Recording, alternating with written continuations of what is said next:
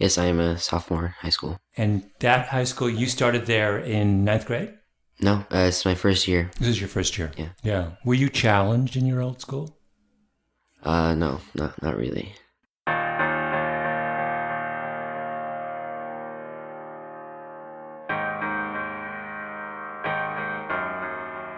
Welcome to Revisionist History, where every week we re-examine something from the past that's been forgotten or misunderstood.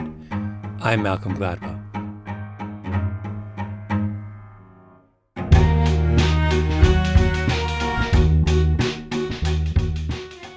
This episode is about a young man named Carlos, which is not his real name.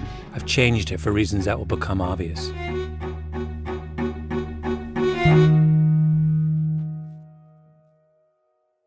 Were you bored most of the time? And what were you doing when you were sitting in class? Well, I usually finished my classwork a lot earlier than some of the other kids. And I guess I was a little bored. Carlos is slight, a little short for his age, braces, thick head of black hair, a good-looking kid, but normal. He wouldn't stand out if you saw him on a school bus. It's his manner that's distinctive. For a teenager, he's really deliberate, thoughtful, a little guarded in a way that makes him seem much older. He lives in Los Angeles. He's just transferred from a massive public high school to an elite private school. I really enjoy math. Math is it's not easy, but it just makes the most sense. When he talks about math, Carlos relaxes.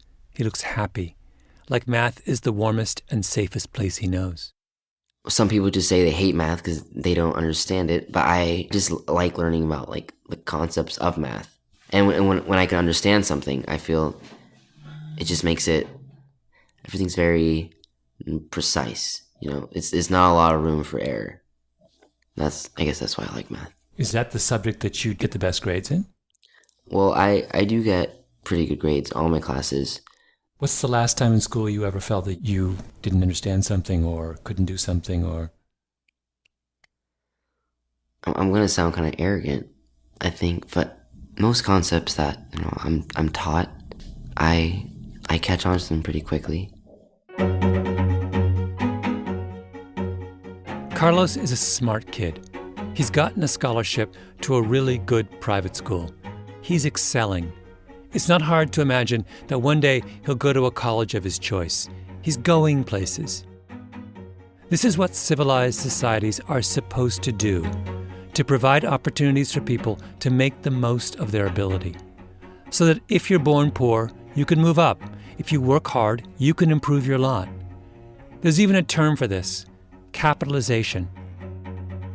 A society's capitalization rate is the percentage of people in any group who are able to reach their potential, capitalize on their potential. I think the capitalization rate is one of the single best ways we have to capture how successful and just a society is. If I know that number, I think I have a better handle on how well a country is doing than if I know its GDP, or its growth rate, or its per capita income. And right from the beginning, Americans have told themselves that they're really good at capitalization, really good at social mobility. Any kid can grow up to be president. That's what's supposed to set America apart from everywhere else. Over the course of the next 3 episodes of Revisionist History, I want to reevaluate this idea. Go back and ask the question, is it true that we're good at capitalization? In one upcoming show, we're going to talk about where the money goes in American higher ed. I'm going to take you to a small college in South Jersey and ask the question, is the system geared to serve the poor smart kid or the rich smart kid? In another episode, I'm going to compare 2 liberal arts colleges and ask what happens when a school really tries to help someone like Carlos. But this episode is about Carlos himself, because his story is a little more complicated than it seems. Actually, a lot more complicated. I met Carlos through a man named Eric Eisner. And what was your first impression of him? Well, Mr. Eisner... You can speak freely, even though he's in the room. Well, Mr. Eisner can be intimidating sometimes. Eric used to be a big-shot entertainment lawyer. Back in the day, he worked for David Geffen. He's a kind of athlete swagger, wears impeccable Tom Ford suits. Anyway, he retired in the early 1990s and a few years later started a program for gifted public school kids in Los Angeles.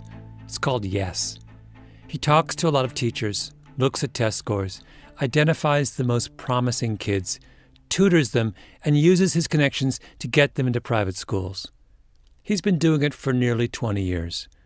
A couple hundred students have passed through Yes and have gone on to graduate from some of the top universities in the country. Carlos is one of his kids. When Carlos was in 5th grade, Eric got him into a fancy elementary school in Brentwood. Now, several years later, Carlos comes to meet me at Eric's house in Bel Air, up one of those winding, gorgeous canyon roads from Sunset Boulevard.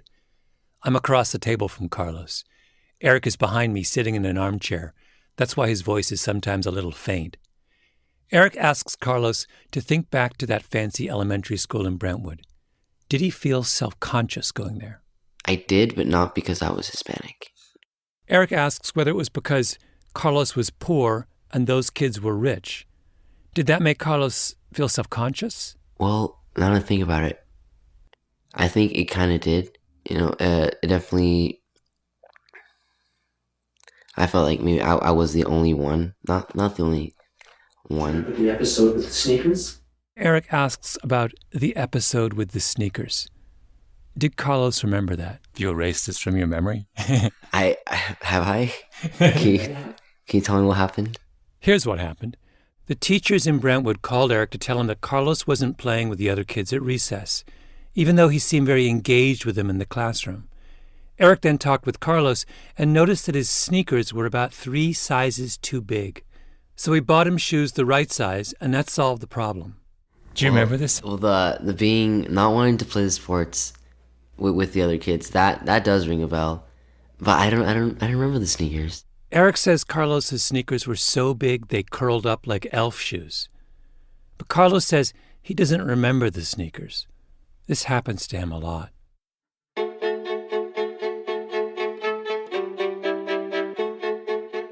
I said at the beginning that the capitalization story for people like Carlos is complicated, and this is what I mean.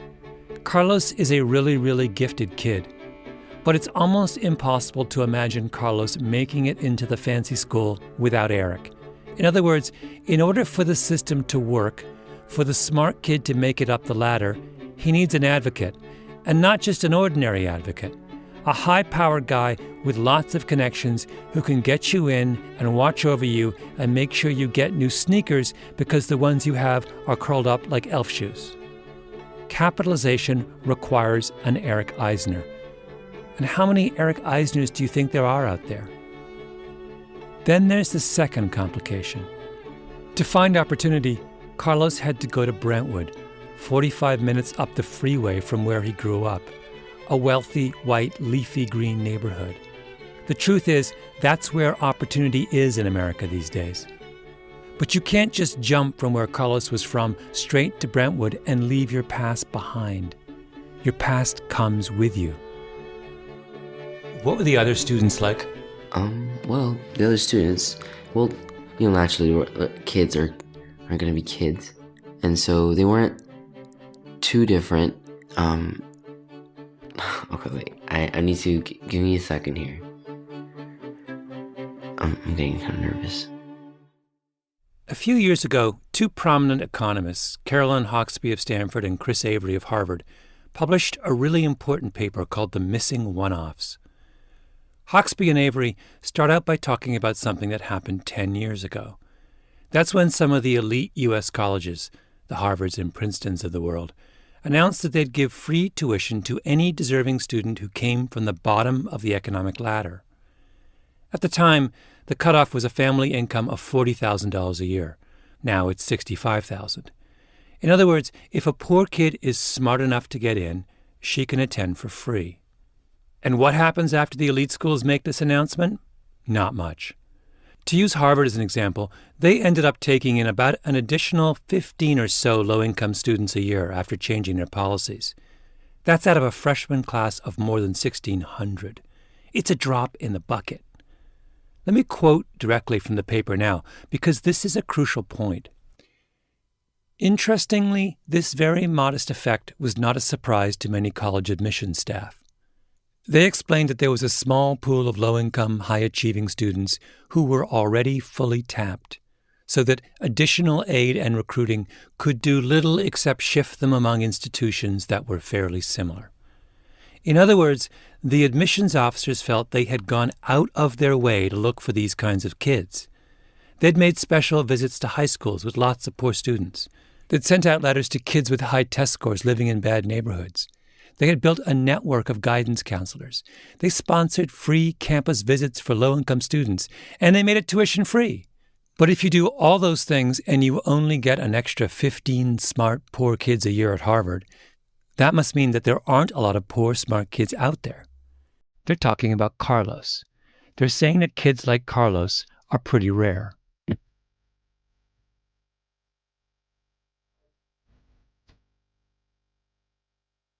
Huxby and Avery decide to fact-check this. Is it true? They go to the College Board and get the entire database of college test scores, SAT and ACT. Then they take those scores and match each score to a high school and a neighborhood and a zip code and to all that they could find about where the student comes from. And they end up with a giant map of every high-achieving, low-income high school senior in the country. And here's what Huxby and Avery discover. The admissions officers are totally wrong. Actually, there are a huge number of poor, smart kids in the United States. There's probably 35,000 students a year who score in the 90th percentile or above on their SATs and who also come from families living on less than $40,000 a year. Now keep in mind, these are kids who don't have tutors, who don't go to high schools with a million advanced placement courses, and who probably took the test once, not 2 or 3 times like upper middle class kids. So these scores are on the low side. These are kids who could ace a test in one shot.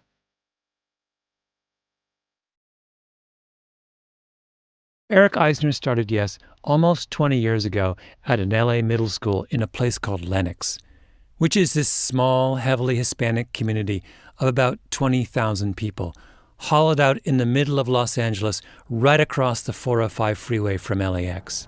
I mean, right across. You can practically touch the planes as they take off and land. The median household income in Lenox is $37,000 a year. It's not a good neighborhood. Good morning, students. Today you should be in first period class. Again, students, you should be in first period class. Lenox Middle School has 600 kids per grade. The classrooms are these standalone wooden and cinder block huts, row upon row of them. They only put in windows in the huts last year. Tiny little windows high on the wall. There's a big fence around the outside. A guard in a hut at the gate. I don't want this to come across the wrong way, but Lenox looks like a concentration camp. When I was there, a police cruiser drove slowly back and forth between the long rows of huts. Oh, and next to the principal's office, there are what looked like 6 narrow closets, solitary confinement cells, where they stash a kid until the cops come. Remember, this is a middle school. You go to a place like Lenox, and you can't help feeling hopeless. This is as bad as LA gets. But right from the beginning, when he came there looking for bright kids, Eric Eisner hit pay dirt. I'm curious about the idea you can go to a fairly randomly selected middle school in a disadvantaged neighborhood in a major American city and reliably find every year a handful of really, really, really gifted kids, right? I think, yeah, it varies even within the school from year to year. You never know what kind of crop it's going to be. It's a little like wine, but some years they're very few, and sometimes one or none. But then other years there'll be 5 of them. But there is, it's not like you're looking for a needle in a haystack. It's not like you're looking for a needle in a haystack. There's a ton of talent out there. All right, if there are so many smart, poor kids, why aren't they showing up at places like Harvard? The researchers Avery and Hawksby find that a good chunk of the 35,000 high achievers don't even so much as apply to a good school. That's crazy, right? Most selective schools are practically free for these kids. An elite school is cheaper than the local state college down the street. More importantly, these are really smart kids. We're not talking here about some mediocre student who gets into an elite college because he's a great football player or his dad built a new dorm and who ends up being way over his head. We're talking about kids like Carlos. Most concepts that I'm taught, I catch on to them pretty quickly. Eric thinks that the system can't find kids like Carlos because it starts looking much too late. The admissions officers are sending out their letters to high school juniors, 17-year-olds. You kidding me? In Lenox, Eric says you have to start finding the smart kids in the 4th grade. That's because they may not even show up later. It's like any muscle, it atrophies. And then by the time the boy-girl thing happens, if that hasn't been encouraged, that excitement of being smart, it goes away. It goes away because when the struggle hits them of going to any kind of challenge in college, they don't have the cleats for that anymore. They don't have those hiking shoes anymore. They're just not accustomed to it. So what was happening before Yes shows up at this school, or in schools where there is no one looking out for the promising 4th grader? What happens to those kids? Well, when we came here, they discouraged me from waiting until the 8th grade to meet with the boys, which is what I wanted to do. They said you can't wait that long because 80% of those boys get gang affiliated by the 8th grade. 80%. Gone by the 8th grade. Then comes high school. But there is no high school in Lenox. The kids from Lenox have to go one town over to Hawthorne, and that means crossing gang lines. Remember that statistic that Hawksby and Avery came up with for the total number of smart poor kids? It's low. That number is based on the pool of high school seniors who took either the ACT or the SAT. So to show up in their pool of 35,000 poor smart kids, you had to have made it all the way to the end of high school and taken one of those standardized tests. Eric's point is that a good number of high achievers in places like Lenox never even get that far. What's the capitalization rate in Lenox if you have to cross a gang line to get to high school?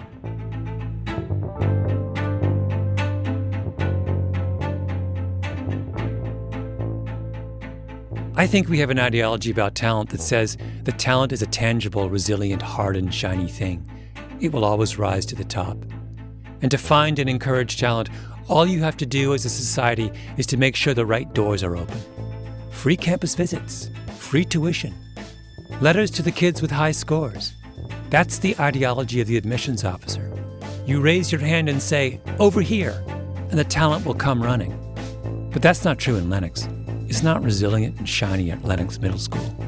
Talent is really, really fragile. So Eric found Carlos in Lenox and used his West Side LA lawyer savvy to get Carlos into an elite private elementary school in Brentwood. Every morning, Carlos took a long bus ride up the 405 from Lenox to this school. I've known Eric for a long time, and I always joke with him that the slogan of his organization, Yes, ought to be that every Los Angeles public school child deserves his own Jewish entertainment lawyer. He always laughs, because that's what he's been doing for close to 20 years, cutting deals with private schools for his Yes kids. So Carlos is doing really well. Of course he is. He's an exceptional student. Eric starts looking for Carlos's next step. He makes some inquiries. Carlos gets an offer of a full-ride scholarship to one of the most exclusive private high schools in the country. If he were a kid from a normal middle-class neighborhood and family, you'd say he's all set. But he's not. I really wanted to go to boarding school. Yeah. But in the end, I didn't get to go. The boarding school he's referring to is Choate in central Connecticut. It's his ticket out. But remember I said that Carlos's story gets complicated. Well, here's yet another complication. Carlos has a little sister. She's also in the room with us, along with Alina Baroff, who runs Yes with Eric. We start talking about why Carlos couldn't go to Choate. It's the summer going into 8th grade, right after your birthdays. Right. It was the summer before Carlos was supposed to go to high school, but Eric has to remind him that there was a lot else going on other than school. Yeah. Do you want to talk about that or not? Well, in the was the 8th grade, right? 8th grade for me? Foster care? Mm-hmm. Yeah, I forget. Did you catch that? He said it really quickly, under his breath. That phrase again. I forgot. In the summer, going into the 8th grade, my sister and I were put into foster homes. Carlos and his sister were put into foster homes. We were living away from our mother, and I guess that had a bit of an emotional, toll on me. And I definitely still tried at school. I didn't let it, affect my grades too much. Maybe by now you can understand the strategic value of Carlos's selective memory, because there weren't a lot of good things happening in his life. I'll let you use your imagination. It was bad, Lennox bad, not Brentwood bad. Then he says, I definitely still tried at school. I didn't let it affect my grades too much. Things are falling apart, but he understands that he has one way out, and that is to be a great student. Not a good one. Good doesn't get you anywhere. A great one. So he puts everything else in a box. He's got to take care of his sister and get good grades. I spoke with Eric about it later. He took on this burden that was so above his skill set of being a father, being a husband, being everything. And that's why she wouldn't let him go to Choate when they gave him a full scholarship. Oh, that was... The she he's talking about is Carlos's mother. You can imagine how frustrating and angering that was for me.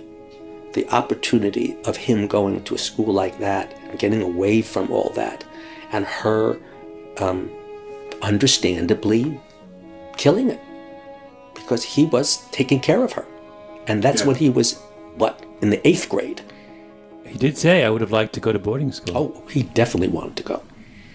We sort of licked our wounds by convincing ourselves that at least he would be there for the little sister. It's a chaotic time. Carlos's mother tells him not to go to Choate, but stay so he can take care of her and his sister. Then the two are taken from their mother. They become wards of Los Angeles County. Growing up with your parents and being suddenly, taken away, it can't be good. But I guess the hardest part was moving around house to house. Like, it's not that I moved to one foster home and then stayed there for a year and a half. I've moved to, I think, 4. 4 homes. And worse than that, for a time he was separated from his little sister. How long were you separated for? The first foster home didn't last. We weren't separated for too long because we made a point to our social workers to please, reunite us. He's making it sound like it wasn't that much of a big deal. It was a big deal. Choate goes away. Their mother goes away. Now his little sister is taken away. And the two of them start bouncing around the foster homes of South LA and made a point to our social workers to please reunite us. It was a war. This is Eric again from later. He didn't tell you how disastrous these first foster homes were. When you say disastrous, what do you mean? Just idiotic. I mean, it wasn't like, oh, thank God they're in this wonderful home. First of all, they were one of 5 foster kids in the, you know what I mean? This is not, let us take you into our home. This is, how much are you going to pay us? How many kids can we, right? Meanwhile, the mother is roaming around the planet like Beetlejuice, and we have to, keep her at bay. It was just, It was a mess. Did you know your father? Yeah, I still have my father and I. He was absent for a large part of my life. And where is your mother now? My mother is in prison. Oh. Yeah, in Texas at the moment. I'll let you use your imagination again as to why. It wasn't an easy thing for two kids, to deal with.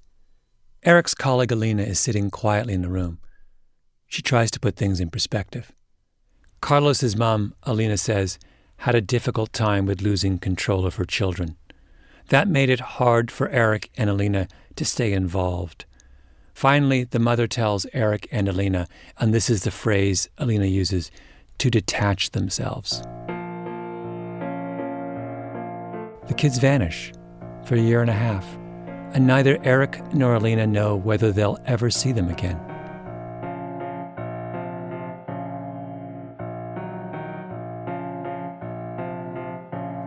That's the difference between being privileged and being poor in America. It's how many chances you get. If you're wealthy, all kinds of things can happen and you'll be okay. You can drop out of school for a year. You can get addicted to painkillers. You can have a bad car accident. No one ever says of the upper middle class high school kid whose parents get a terrible divorce, I wonder if she'll ever go to college. She's going to college. Disruption is not fatal to life chances. A friend of mine was once stopped by cops speeding on the East River Drive in Manhattan, drunk with a syringe on the dashboard. And what happened? Nothing happened. He went on to have the kind of brilliant career he deserved to have. That's the point of privilege. It buys you second chances. But if you're from Lenox, even if you're a kid with all the talent in the world, you don't get the same number of chances. That's why there are at least 35,000 really smart, poor high school seniors every year in this country, and so few of them are making it to the kinds of colleges they deserve. Because too many things get in the way.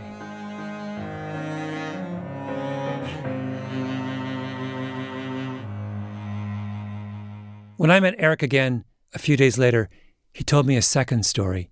He said it was about another Carlos, as he put it. He said he got a call from an elementary school principal in Lenox. She says, I want you to come meet a bunch of fourth graders that I think are outstanding. When I got to the third boy, I said, tell me about yourself. Eric asks about the little boy's father. Where is he? It's the standard question he always starts with. Because there are so many absent fathers in that world, that question narrows things down pretty quickly.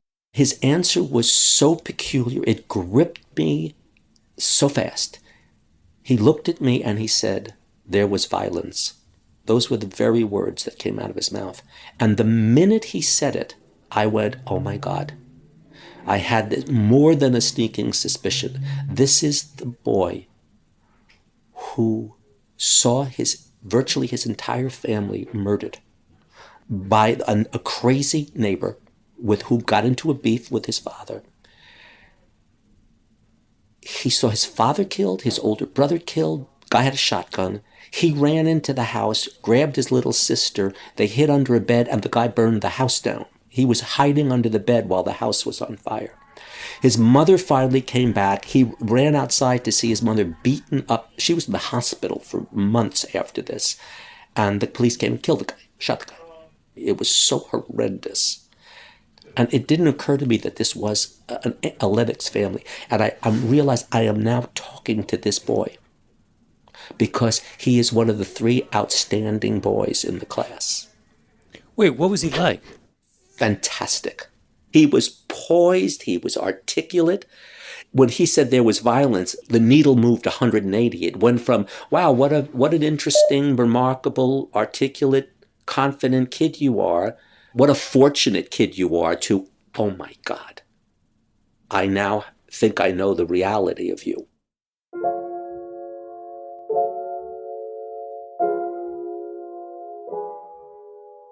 Even as an 8-year-old, this kid was smart enough to know that meeting Eric was his big chance, and that his job was to put all the bad stuff aside, to put it in a box.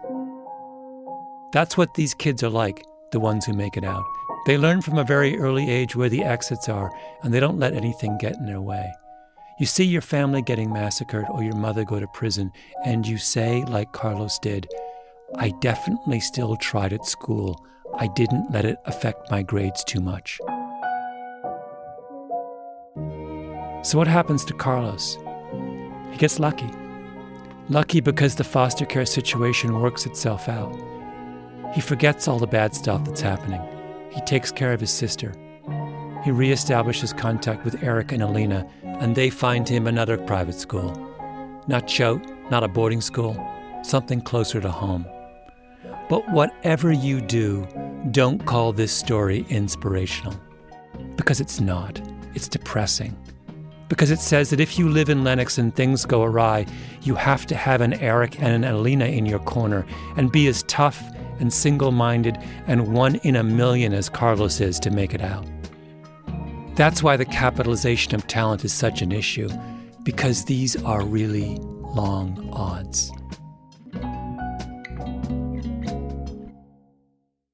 Back with Carlos and his sister at Eric Eisner's house, Eric turns to Carlos and asks, Do you remember feeling pessimistic for the first time in your life? Were you ever pessimistic? I wasn't really pessimistic. Overwhelmed? Yeah, overwhelmed is a great word. I guess it's just a lot happening at the time. And then I was back in the public school. It was like I started right back, right from square one. Eric turns to Carlos's sister and asks whether she ever worried that her brother had had enough. What would you do if he gave up? Do you remember a time when you looked at him and were concerned that he was, God, what would you do if you gave up? Well, he was a very optimistic person. He was a very optimistic person, she says. I feel like he was strong for the both of us a lot of the time. He was strong for both of us a lot of the time. Carlos is looking straight ahead as she's speaking, like he doesn't want to cry. Then she says it again. Honestly, I never thought of him as somebody who gives up. Honestly, I never thought of him as someone who gives up. I was never worried about it. She was never worried about it.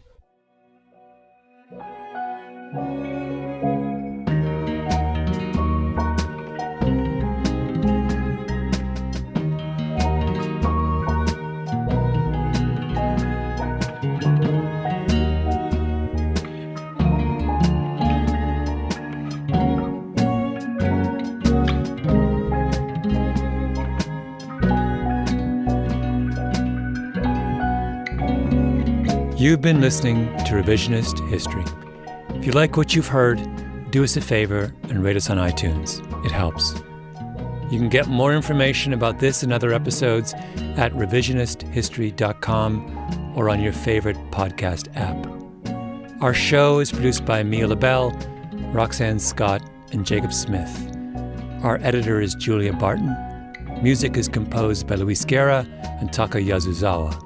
Flan Williams is our engineer, and our fact-checker is Michelle Soraka. Panoply Management Team, Laura Mayer, Andy Bowers, and Jacob Weisberg. I'm Malcolm Gladwell.